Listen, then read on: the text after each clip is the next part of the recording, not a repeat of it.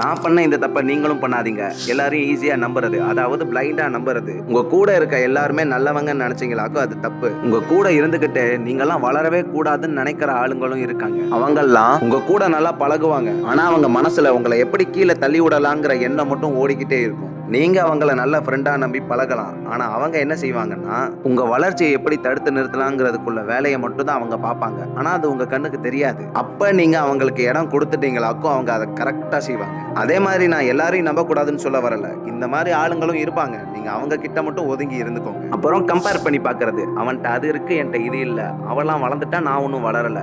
இந்த மனநலம் உங்களை எங்க கொண்டு வந்து விடும்னா, நீங்க எது செஞ்சாலுமே உங்களுக்கு சாட்டிஸ்ஃபேக்ஷனே இருக்காது. அவன் அப்படி ஆயிட்டான், இவன் இப்படி ஆயிட்டான், அவன்கிட்ட கார் இருக்கு, என்கிட்ட ஒன்றும் இல்லை. உங்கள்ட்ட என்ன இருக்கோ அதை வச்சு சந்தோஷப்பட பழகிக்கோங்க. இல்லைன்னா உங்க வாழ்க்கையை உங்களால சந்தோஷமா வாழவே முடியாது. அப்புறம் அதே மாதிரி பொறாம குணம். உங்ககிட்ட பொறாம இருந்துச்சாக்கும் நீங்க அடுத்தவங்க வளர்ச்சியை தடுக்கிறதா நினைச்சுக்கிட்டு உங்க வளர்ச்சியை நீங்களே தடுத்துக்கிறவீங்க. இந்த பொறாமங்கிறது ஈக்குவல் டு வேஸ்ட். அதனால தயவு செஞ்சு இந்த குணம் இருந்தா மாத்திக்கோங்க.